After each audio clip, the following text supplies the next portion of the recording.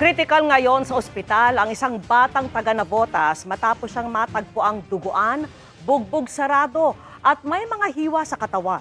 Hawak na po ng pulisya ang suspect na ilang beses kinumpirma ng biktima matapos siyang pakitaan ng litrato. At yan ang tinutukan ni Tina Panganiban Perez. Nakuna ng CCTV sa barangay NBBS proper sa Navotas City ang lalaking naka-green na may kasamang 3 bata. Sabi ng mga magulang ng 5-year-old na batang nakapula, nagpaalam ang anak na lumabas kasama ang 2 pinsan nitong Martes. Pero ang batang nakapula, nawala.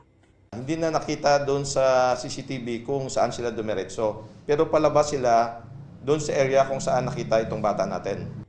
5:45 p.m. Iniulat sa pulisya na nakita ang batang sugatan at duguan sa R10, Sitio Puting Bato sa barangay NBBS proper. Isinugod siya sa ospital.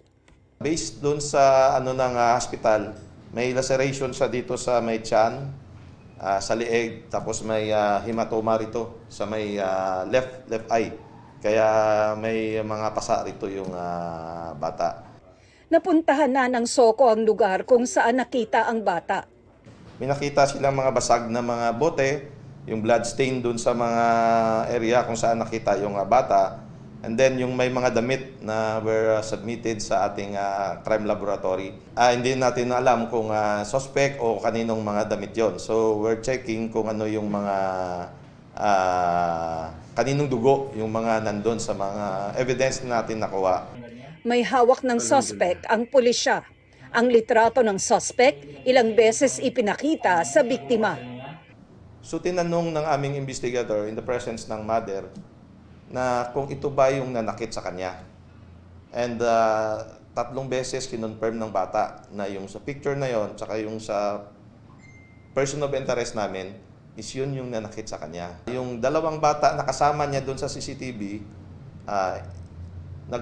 kumuha rin kami ng statement and nag-confirm din na itong person of interest na hawak namin. Hindi pa masabi ng pulis ang motibo ng suspect. Hindi namin makuha ng maayos kasi yung suspect natin, hindi siya malinaw yung sagot niya. Parang dinadivert niya. Kasong frustrated murder at paglabag sa Republic Act 7610 o Special Protection of Children Against Abuse, Exploitation and Discrimination Act ang inirerekomenda ng pulisyang ihain laban sa suspect. Sinikap namin makunan siya ng pahayag pero tumanggi siyang humarap sa media. Ayon sa ama ng bata, ipapasyal dapat nilang mag-asawa ang nag-iisa nilang anak ng araw na mangyari ang krimen. Nakita ko na lang anak ko. Parang hindi ko na makilala kasi basag daw yung basag yung mukha kasi hindi na makadilat yung isang mata lumulobor. Tapos pati yung ulo. Parang demonyo yung mukha talaga Hindi ko akalain Akala ko simpleng kalaro lang, parang ganun. Nadurog talaga ako nun, sir. Ipinapasa Diyos na lang daw niya ang paggaling ng anak niyang pilit na lumalaban. Dito na papa. Nagumanin siya. Tapos pag lumingon ako, sabi ng anak ko sa akin, gumagano dito nangihingi ng tulong sa akin. Wala kasi akong nagawa Nung mga oras na ito. Gusto ko siyang yakapin. Hindi ko magawa. Sinabi ko lang sa kanila, kakasal mo na yung loob mo, mahal na mahal kita. Yung anak ko gusto tanggalin yung nasa bibig niya, gusto sabihin sa akin na mahal na din ako.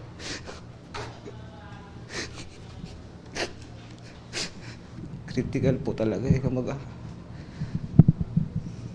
Miracle kapag nabuhay daw po, sabi. O-operahan totoo kasi wala, parang sabi ng doktor, wala na daw po siyang bito, parang bituka. Ano na yung bituka, wala na. Kaya pag naoperahan siya, sana kayanin niya. Desidido siyang ituloy ang reklamo. Iareglo ko pa ba yun? Ganun yung tsura ng anak ko, ginawa nilang hayop. Hindi kami papareglo. Tina Panganiban Perez, nakatutok, 24 oras.